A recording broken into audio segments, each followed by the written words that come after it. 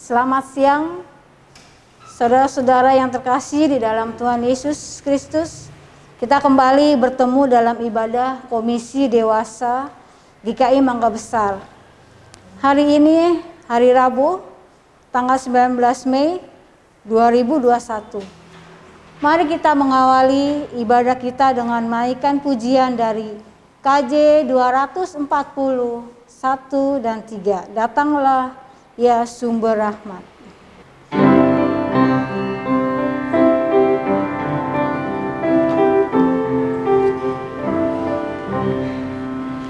Datanglah ya sumber rahmat, selaraskan hatiku, menyanyikan kasih rahmat yang tak kunjung berhenti. Ajar aku nada indah, kitab balai sorgamu. Aku puji gunung kokoh, gunung pengasihanmu. Hingga kini ku selamat dengan kuat yang kau beri. Ku harapkan akan dapat sampai di negeri seri.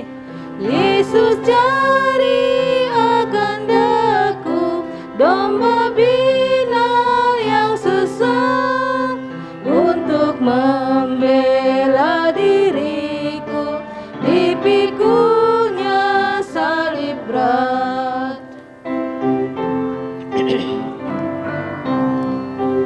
Tiap hari ku berutang pada kasih abadi. Rantailah hatiku curang dengan rahmat tak henti. Ku dipikat pencobaan, meninggalkan kasih-Mu.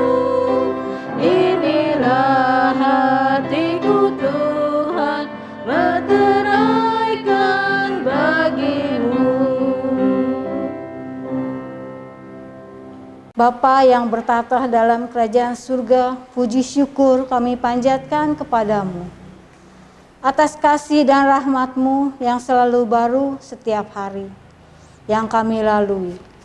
Terima kasih untuk hari yang baru, kesehatan dan kekuatan baru untuk keluarga, untuk teman, untuk rekan sepelayanan, dan untuk siapapun yang kami jumpai pada hari ini.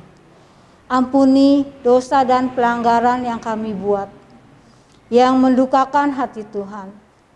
Layakan kami untuk beribadah kepadamu, agar sungguh menjadi berkat bagi setiap orang yang mengikuti ibadah ini.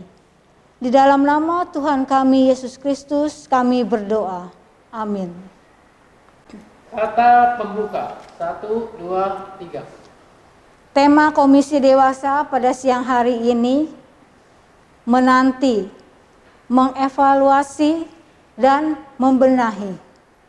Bacaannya diambil dari Kisah Para Rasul pasal 1 ayat 15 sampai 17, dilanjutkan dengan ayat 21 sampai dengan 26. Kata pembuka untuk ibadah pada siang hari ini diambil dari Kisah Para Rasul pasal 1 ayat 21 dan 22.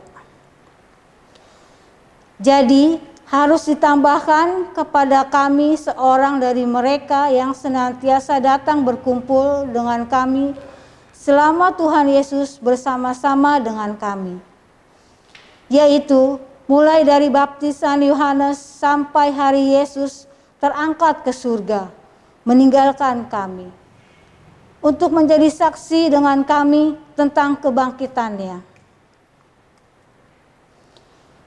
Sebelum kita membaca Mazmur 1 bersama-sama, mari kita memuji Tuhan dari NKB 14, 1 dan 4. Jadilah Tuhan kehendak-Mu.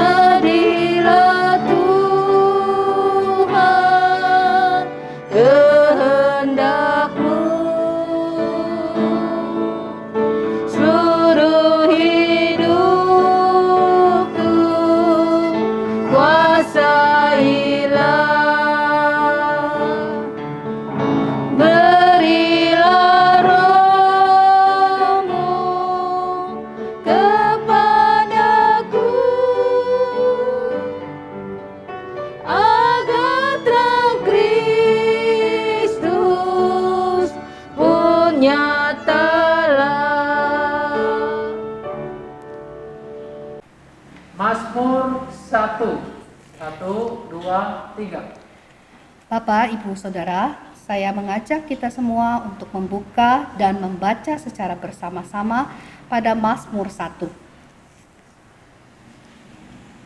Berbahagialah orang yang tidak berjalan menurut nasihat orang fasik, yang tidak berdiri di jalan orang berdosa, dan yang tidak duduk dalam kumpulan pencemooh. Tetapi yang kesukaannya ialah Taurat Tuhan, dan yang merenungkan Taurat itu siang dan malam. Ia seperti pohon yang ditanam di tepi aliran air, yang menghasilkan buahnya pada musimnya, dan yang tidak layu daunnya. Apa saja yang diperbuatnya berhasil. Bukan demikian orang fasik, mereka seperti sekam yang ditiupkan angin. Sebab itu orang fasik tidak akan tahan dalam penghakiman. Begitu pula orang berdosa dalam perkumpulan orang benar. Sebab Tuhan mengenal jalan orang benar, tetapi jalan orang fasik menuju kebinasaan. Sebelum kita mendengarkan sebagian firman Tuhan, marilah kita memuji Tuhan dari NKB 117 bait 1 dan 2. Bersabdalah Tuhanku.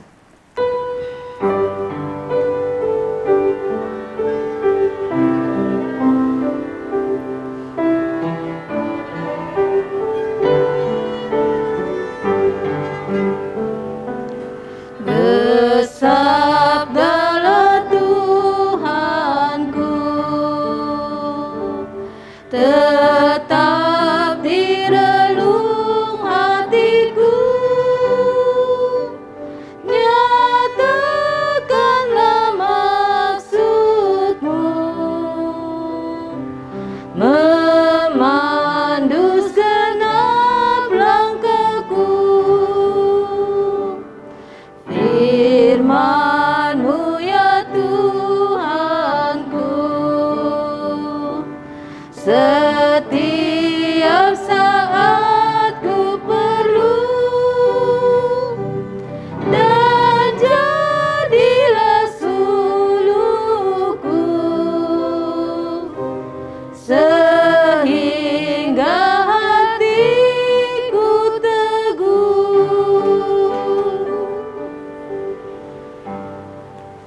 Ibu Bapak yang dikasihi dan mengasihi Tuhan Yesus, saya mengajak kita untuk berdoa sebelum kita membaca merenungkan bagian firman Tuhan.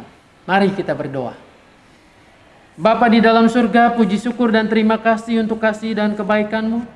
Kami boleh ada seperti sekarang ini kami ada. Kami terus Engkau beri kesempatan untuk kami mengenal kehendak-Mu, khususnya di dalam perenungan firman Tuhan hari ini. Tadi kami bernyanyi bersabdalah Tuhanku. Itu artinya kami mengundang Engkau untuk bersabda. Dan dengan demikian kami menyiapkan hati dan diri kami untuk menerima sabda-Mu itu. Biarlah Roh Kudus menolong kami supaya kami memahami apa yang Engkau sampaikan melalui pemberitaan firman ini. Hamba-Mu dalam kelemahan keterbatasannya Tuhan yang tolong, supaya ia dapat menyampaikan sabda Tuhan sesuai dengan kehendak-Mu. Dalam nama Tuhan Yesus kami berdoa. Amin. Bapak Ibu yang dikasihi dan mengasihi Tuhan Yesus, di kata pembuka tadi kita diingatkan tentang tema hari ini. Tema yang bersama-sama kita renungkan yaitu menanti, mengevaluasi, dan membenahi. Bacaannya terambil dari Kisah Para Rasul 1 ayatnya yang ke-15 sampai 17 disambung dengan ayat 21 sampai dengan 26. Saya akan membacakan bagian firman Tuhan ini. Pada hari-hari itu berdirilah Petrus di tengah-tengah saudara-saudara yang sedang berkumpul itu. Kira-kira 120 orang banyaknya. Lalu berkata, "Hai saudara-saudara, haruslah genap nas kitab suci yang disampaikan Roh Kudus dengan perantaraan Daud tentang Yudas, pemimpin orang-orang yang menangkap Yesus itu. Dahulu ia termasuk bilangan kami, dan mengambil bagian di dalam pelayanan ini. Ayat 21, jadi harus ditambahkan kepada kami seorang dari mereka yang senantiasa datang berkumpul dengan kami selama Tuhan Yesus bersama-sama dengan kami, yaitu mulai dari baptisan Yohanes sampai hari Yesus terangkat ke sorga, meninggalkan kami untuk menjadi saksi dengan kami tentang kebangkitannya. Lalu mereka mengusulkan 2 orang, Yusuf yang disebut Barsabas dan yang juga bernama Yustus dan Matias. Mereka semua berdoa dan berkata, ya Tuhan, Engkaulah yang mengenal hati semua orang. Tunjukkanlah kiranya siapa yang Engkau pilih dari kedua orang ini untuk menerima jabatan pelayanan, yaitu kerasulan yang ditinggalkan Yudas, yang telah jatuh ke tempat yang wajar baginya.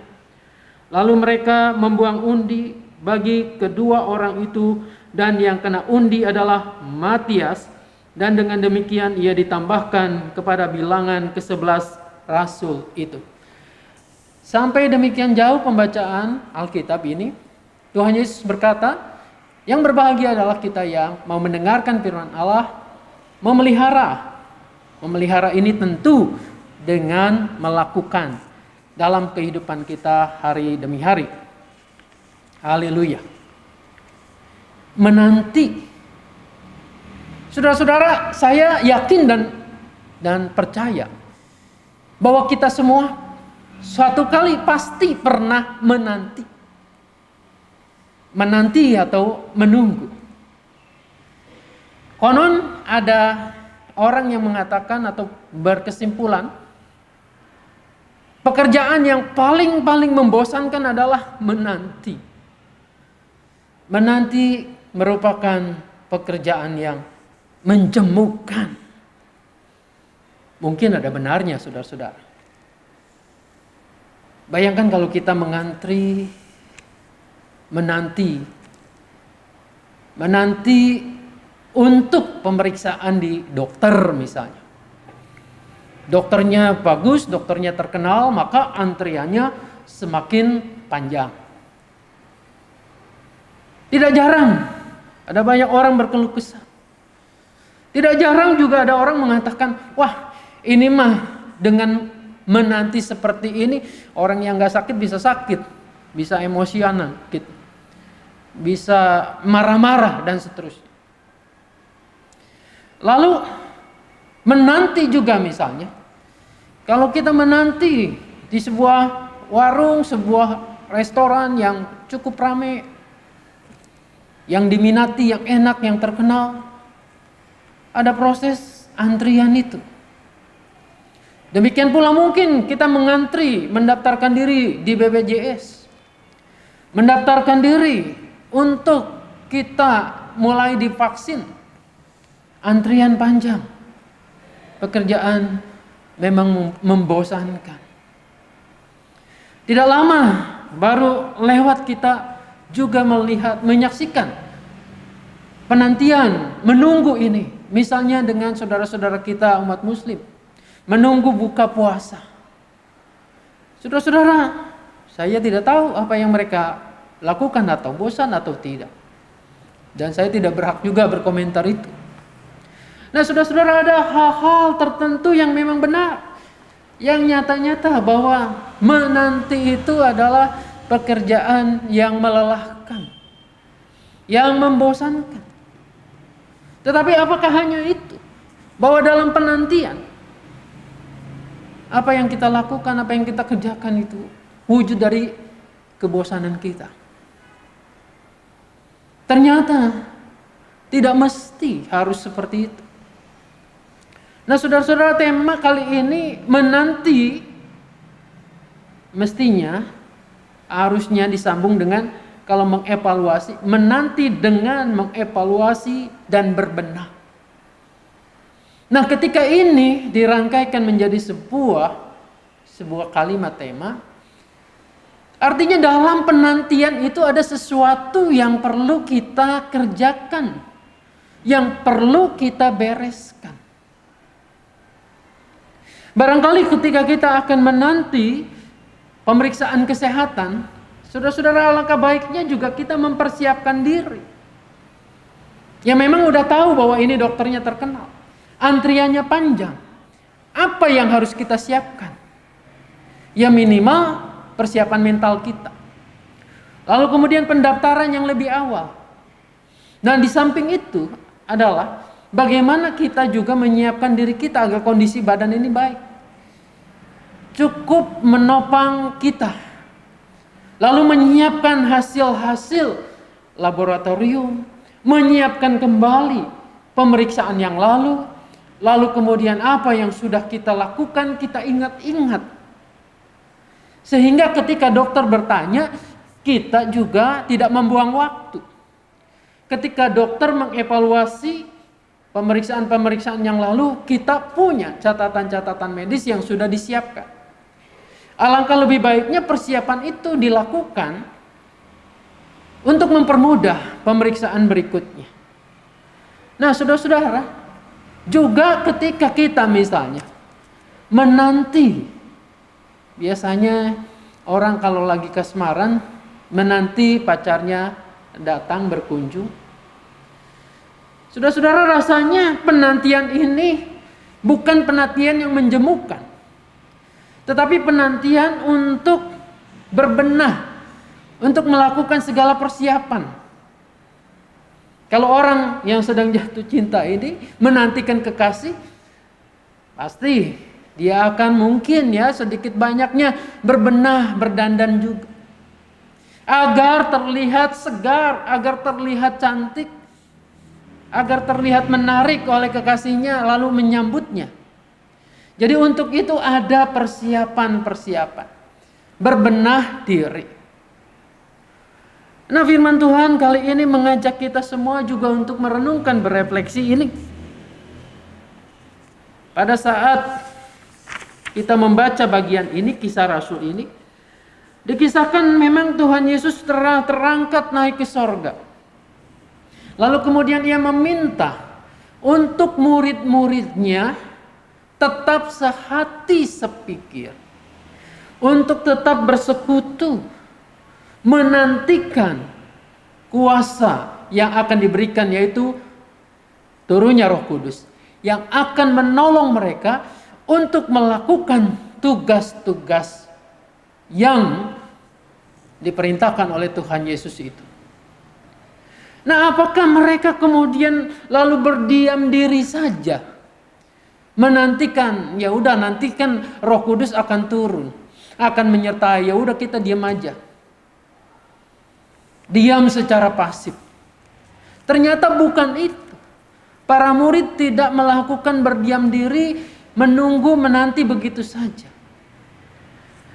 Sebelum kekuasaan dari tempat yang tinggi itu dicurahkan kepada mereka, mereka menyiapkan sarananya, yaitu menyiapkan kesehatian, tekun berdoa. Berdoa sehati sepikir menjelang Pentakosta ini. Nah, mereka berdoa sehati sepikir, lalu kemudian tidak hanya itu, melainkan berbenah, mencoba membenahi apa yang kurang, apa yang seharusnya terjadi untuk menyiapkan kesaksian ini lebih efektif, lebih baik. Saudara-saudara, ternyata Rasul Petrus menyadari bahwa semula murid Tuhan ada 12. Lalu kemudian satu meninggalkan mereka, memilih menjadi pengkhianat. Pemimpin, kata Petrus itu, pemimpin orang-orang yang menangkap Yesus. Jadi mereka sekarang tinggal 11. Lalu kemudian Petrus mengajak teman-temannya yang lain untuk mengisi kekosongan ini. Harus genap dilengkapi menjadi 12 kembali. Nah, saudara-saudara, kemudian percakapan ini dimulai. Ada syarat tertentu di mana seorang yang harus ikut menjadi kesaksian 12 rasul ini adalah orang yang mengikuti terus kesinambungan kehidupan pelayanan Yesus, mulai dari baptisan Yohanes terus sampai Yesus naik ke sorga. Artinya orang ini betul-betul mengenal siapa Kristus. Jadi orang yang dipersiapkan itu adalah bukan orang sembarangan, tetapi orang ini atau pengganti ini adalah ia yang tahu betul apa yang dikerjakan oleh Yesus. Artinya nanti kesaksiannya bukan kesaksian asal bicara, melainkan kesaksian yang otentik karena ia sudah melihatnya dari awal pelayanan Yesus itu. Lalu kemudian haruslah orang ini adalah mereka atau yang dipilih ini adalah orang-orang yang berhikmat, orang-orang yang penuh dengan ketaatan kepada Tuhan. Lalu di situ ditampilkan ada 2 orang katanya. Yang pertama adalah Yusuf yang disebut Barsabas yang juga bernama Justus, dan yang kedua adalah Matias. Nah, saudara-saudara, kemudian mereka sepakat, mereka berdoa meminta Tuhan sendiri yang memilih. Artinya mereka menyiapkan orang ini betul-betul dan nantinya Tuhan sendiri yang memilih. Nah, saudara-saudara, kemudian ternyata yang dipilih adalah Matias. Melalui pergumulan manusia dan juga kehendak Allah. Itulah cara rasul-rasul, murid-murid Tuhan yang pertama ini berbenah diri sebelum nanti Roh Kudus turun dan memenuhi mereka untuk bersaksi. Bapak Ibu yang dikasihi dan mengasihi Tuhan Yesus. Bagaimana dengan kehidupan sekarang kita? Kita menantikan kedatangan Yesus kembali. Kita menantikan kesempurnaan itu. Nah, apa yang kita lakukan pada saat ini? Apakah kesempatan ini kita pakai untuk mengevaluasi kehidupan kita? Mengevaluasi apa yang sudah kita lakukan sebagai murid Tuhan? Apakah sudah betul-betul mengerjakan apa yang baik? Apa yang benar di hadapannya? Lalu kemudian ketika menemukan hal-hal yang kurang, kalau murid-murid Tuhan itu yang kurang adalah kurang satu, karena menjadi pengkhianat dan harus ditambahkan kembali. Kalau kita mengevaluasi adakah yang kurang dalam hidup kita? Misalnya kita kurang untuk berbakti, kurang tulus untuk memberi, kurang di dalam menghormati sesama, kurang di dalam memuliakan nama Tuhan. Disitulah maka sebenarnya kesempatan kita untuk berbenah. Hasil evaluasi itu harus dibenahi sehingga menjadi hal yang baik buat kita untuk pelayanan, untuk kesaksian yang baik. Saudara-saudara, kita harus berbenah dari diri sendiri. Kita harus berbenah dalam pelayanan-pelayanan di gereja, di komisi dewasa khususnya. Adakah hal-hal yang harus kita benahi? Adakah evaluasi yang baik? Ketika kita mengevaluasi dengan baik, ada kekurangan, maka kita doakan. Kita minta Tuhan yang menolong, memberikan hikmat, lalu kemudian kita bersedia untuk berbenah diri. Nah, biarlah waktu-waktu yang ada di depan kita gunakan untuk berbenah diri, menyiapkan kedatangan Kristus dengan sukacita tentunya. Tuhan Yesus menolong, memberkati kita semua. Amin. Marilah kita memberikan persembahan syukur serasa mengingat firman-Nya dalam Filipi pasal 4 ayat 6. Janganlah hendaknya kamu khawatir tentang apapun juga, tetapi nyatakanlah dalam segala hal keinginanmu kepada Allah dalam doa dan permohonan dengan ucapan syukur. Penyerahan persembahan dapat dilakukan dengan cara transfer ke rekening BCA GKI Mangga Besar dengan nomor 6840299 340. Atau saudara dapat memasukkannya dalam amplop, disimpan dalam sebuah tempat, dan nanti ketika sudah bisa beribadah di gereja dapat diserahkan di gereja. Mengiringi persembahan, mari kita memuji Tuhan dari KJ 289, 1 dan 5. Tuhan pencipta semesta.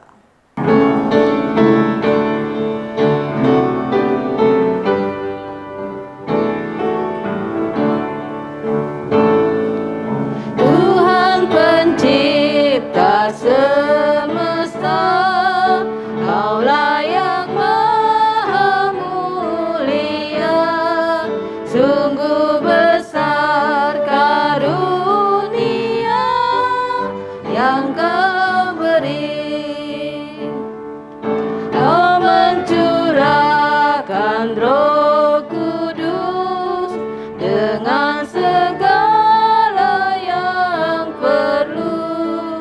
Hidupku kuasa kasih-Mu Engkau beri. Mari kita membawa persembahan di dalam doa. Bapa yang ada di dalam surga, kami datang kembali kepadamu untuk mengucap syukur atas semua berkat yang Tuhan berikan kepada kami. Kini kami ingin menyatakan ungkapan syukur itu melalui persembahan yang kami yakini juga berasal daripadamu. Kiranya Tuhan berkenan menerimanya.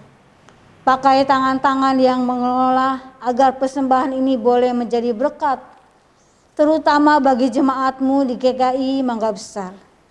Di dalam nama Tuhan kami Yesus Kristus kami mengucap syukur. Amin. Sebagai lagu penutup untuk ibadah kita pada hari ini, mari kita memuji Tuhan dari NKB 100, bait 1-3. Rindukah engkau mendapat berkat Tuhan?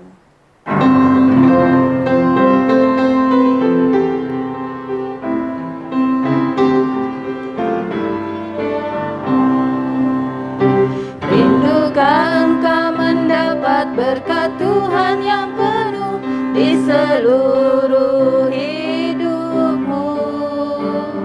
Mintalah kepada Bapamu yang janjinya teguh menyertai langkahmu.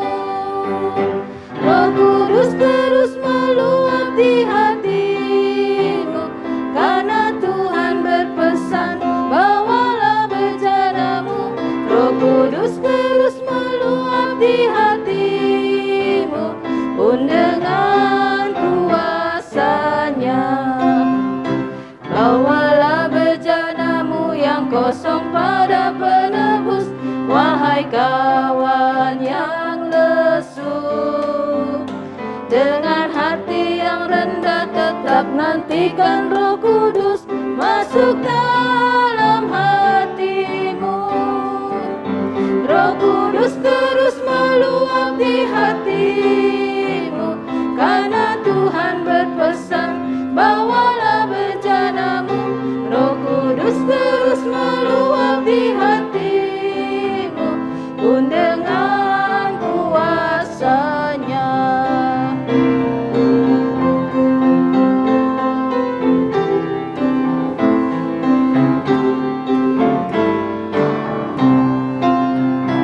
Oh, anugerah ilahi pun mengalirlah terus, tak berubah kasih-Nya. Bejanamu kan terisi oleh kuasa Roh Kudus, ya dan amin janjinya. Roh Kudus terus meluap di hatimu, karena Tuhan berpesan, bawalah bejanamu.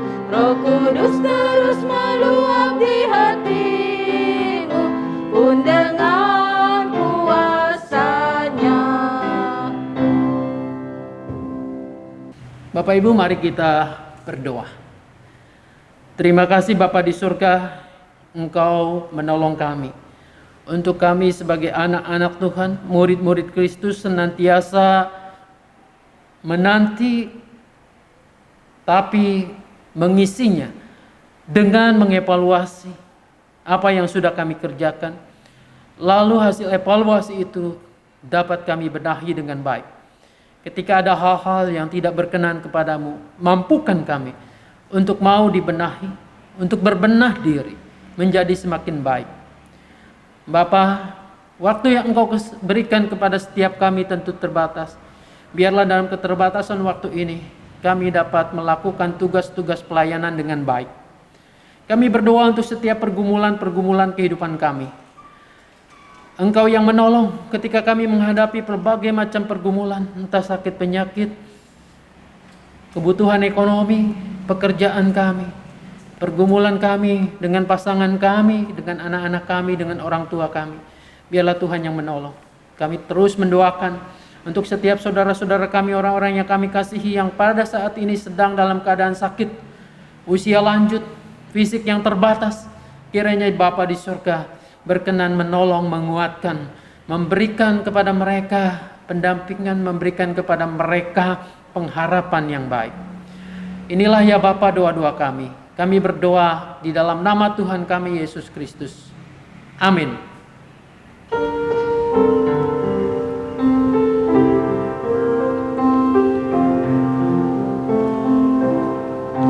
Kasih Tuhan mengiringimu dan sayapnya melindungimu.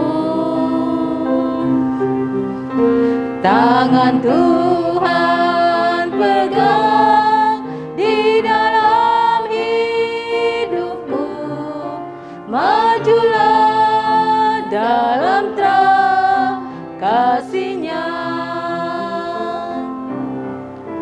Kasih Tuhan mengiringimu dan saya